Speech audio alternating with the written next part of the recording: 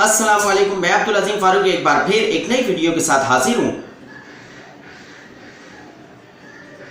बचपन में ये बच्चा अपने दोस्तों को घर पर बुलाकर पार्टी किया करता था और अक्सर दावत किया करता था।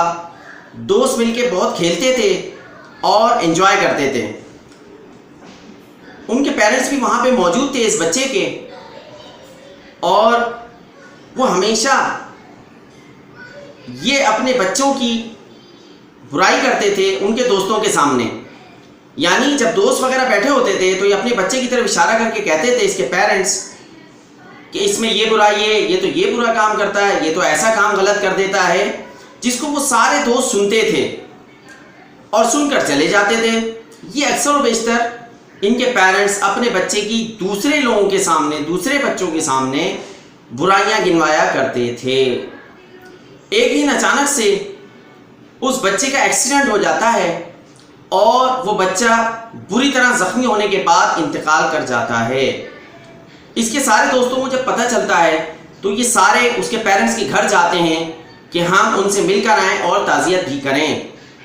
ये तमाम बच्चे उन पेरेंट्स के पास जाते हैं और अफसोस का इजहार करते हैं, और वो देखते हैं कि उनके जो पेरेंट्स हैं वो अब अपने बच्चे की मुसलसल तारीफ़ें कर रहे हैं कि मेरे बच्चे में तो ये अच्छी बात थी, ये तो बहुत अच्छा काम करता था, वो तो ये भी अच्छा काम करता था, और वो उसके तारीफ़ों के पुल बांध देते हैं। वहाँ बैठा वो उसका एक फ्रेंड ये बात सोचता है कि काश अगर इसके पेरेंट्स इसकी ज़िंदगी में भी इसी तरह से तारीफ़ करते तो ये कम से कम इस दुनिया से खुश होकर जाता। हम में से अक्सर पेरेंट्स अपने बच्चों की बुराई या उनको डिग्रेड करना एक अहम काम समझते हैं, और हम दूसरों के सामने उनकी बुराई बयान करने की ये तोज़ी बयान करते हैं कि शायद इससे उनके बच्चों पे कोई फ़र्क पड़ जाएगा, या वो चेंज हो जाएंगे, या वो जिनके सामने अपने बच्चों की बुराइयां या उनको डिग्रेड कर रहे होते हैं वो उन्हें तब्दील करने की ताकत रखते हैं। ऐसा नहीं है।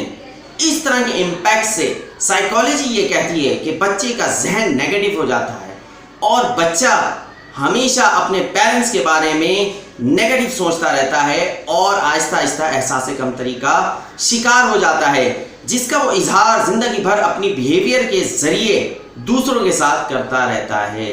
याद रखिएगा कि अपने बच्चे की बुराई और वो भी दूसरों के सामने इंतहाई नेगेटिव चीज़ है, और पेरेंट्स को चाहिए कि इस तरह के काम से बचें। कभी भी अपने बच्चे की बुराई दूसरों के सामने ना करें।